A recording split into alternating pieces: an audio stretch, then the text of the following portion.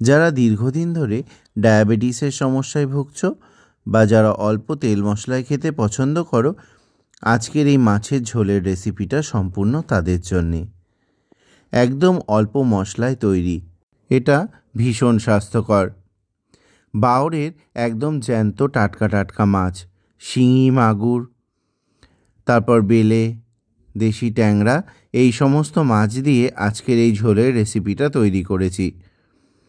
প্রথমে মাছগুলোকে কেটে নিলাম। মাছগুলো কাটার জন্য কিন্তু ছাইয়ের দরকার হয়, প্রচণ্ড স্লিপ থাকে, আর এই শিঙি মাগুর মাছে ভীষণ কাটা থাকে, তাই খুব সাবধানে এই শিঙি মাগুর মাছ কিন্তু কাটতে হয়। দেখো, মাগুর মাছটা খুব বেশি বড় সাইজের নয়, আর শিঙি মাছগুলো খুব বেশি বড় নয়। এই মাছগুলো খেতে কিন্তু দারুণ লাগে। মাছগুলো কেটে নিলাম। কাটার পরে এই মাছগুলোকে ভালো করে ধুয়ে নেব। আর এই মাছটা রান্নার জন্যে যে পরিমাণ মশলা লাগবে তা শিলনোড়ায় বেটে নেব।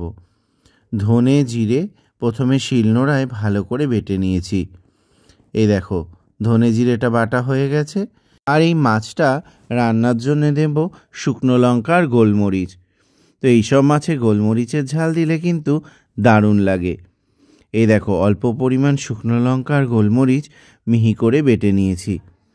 এবার মাছটা নুন হলুদ দিয়ে ভালো করে মাখিয়ে নেব।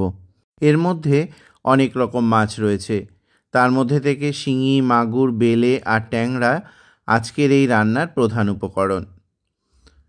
প্রথমে কড়াইতে তেল দিয়ে তার মধ্যে একটু লবণ দিয়ে দিলাম, যাতে মাছগুলো ভাজার সময় কড়াইয়ের গায়ে না লেগে যায়। তেলটা ভালো মতো গরম হয়ে যাওয়ার পর মাছগুলো দিয়ে দিলাম কড়াইয়ের ভেতর। আর এই দেখো, এই মাছগুলো ভাজার সময় একটু সাবধানে ভাজতে হয়। শিঙি, মাগুর জাতীয় মাছগুলো অনেক সময় ফোটে, তাই জন্যে একটু সাবধানে ভাজবে। মাছগুলো কিন্তু ভালো করে ভাজা হয়ে গেছে। এবার মাছগুলো তুলে নিচ্ছি। এই মাছগুলো খুব বেশি ভাজার দরকার হয় না। এই ধরনের জ্যান্ত মাছগুলো একটু কম ভাজলেই চলে। মাছগুলো সব ভাজা হয়ে গেছে। মাছগুলোকে এবার তুলে নিচ্ছি। এবার কড়াইতে একটু সাদা জিরে আর একটা শুকনো লঙ্কা ফোড়নে দিয়ে দিয়েছি। আর এইভাবে কেটে রাখা কাঁচকলাগুলো দিয়ে দিয়েছি কড়াইয়ের ভেতর। আর দিয়ে দিয়েছি স্বাদ মতো লবণ আর পরিমাণ মতো হলুদ গুঁড়ো। আজকের এই রান্নাটাতে আমি কোনো রকম আলু ব্যবহার করিনি। এবার ধনে জিরে বাটাটা দিয়ে দিয়েছি, আর দিয়ে দিয়েছি শুকনো লঙ্কা, গোলমরিচের বাটা দিয়ে মশলাটা আর কাঁচা কলাটা ভালো করে কষিয়ে নেব। যেহেতু আজকের এই রান্নাটা বেশিরভাগ ডায়াবেটিস পেশেন্টদের জন্যে, তাই এর মধ্যে কোনো রকম আলু দিইনি। আর এর মধ্যে সামান্য জল দিয়ে আর একটু ভালো করে কষিয়ে নিচ্ছি। এই দেখো, কষানোটা হয়ে গেছে। এবার জল দিয়ে দিয়েছি। জল দিয়ে এবার ভালো করে ফুটিয়ে নেব ঝোলটা। এই কাঁচা কলাটা দেশি কাঁচা কলা, তাই সেদ্ধ হতে খুব বেশি সময় লাগবে না। এই দেখো, ঝোলের কালারটা একটু লালচে ধরনের হয়েছে। এই ঝোলের কালারটা চেঞ্জ হয়ে যাবে মাছগুলো দিয়ে দেওয়ার পর। এই দেখো, মাছগুলো দিয়ে দিয়েছি। এবার ভালো করে ফুটিয়ে নেব। তো এই ধরনের মাছের ঝোলগুলো কিন্তু খেতে অসাধারণ লাগে।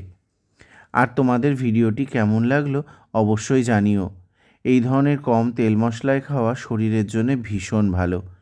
পুকুরের বা বাওরের যে কোনো ধরনের জ্যান্ত মাছ এইভাবে পাতলা ঝোল করলে কিন্তু দারুণ লাগে খেতে। আর এই দেখো, মাছের ঝোলটাও কিন্তু একদম রেডি হয়ে গেছে। এবার একটা বাটিতে সার্ভ করে নিচ্ছি। তো বাটিতে সার্ভ করে নেওয়ার পরে এবার টেস্ট করে দেখতে হবে। এই দেখো, ঝোলটা কিন্তু একদম রেডি। এবার ভাতের সাথে একটু খেয়ে দেখছি কেমন হয়েছে। এই ধরনের মাছের ঝোলগুলো আমার খেতে দারুণ লাগে। আশা করি তোমাদেরও ভালো লাগবে। তো এবার একটু খেয়ে দেখে নিচ্ছি কেমন হয়েছে। তোমরা কিন্তু বাড়িতে অবশ্যই বানিও। আর যারা নতুন আছো অবশ্যই চ্যানেলটা সাবস্ক্রাইব করে দিও। এবার একটু টেস্ট করে দেখে নিই। অসাধারণ হয়েছে। তো তোমরাও জ্যান্ত মাছের এই ডায়াবেটিস ঝোলটা বানিয়ে ফেলো।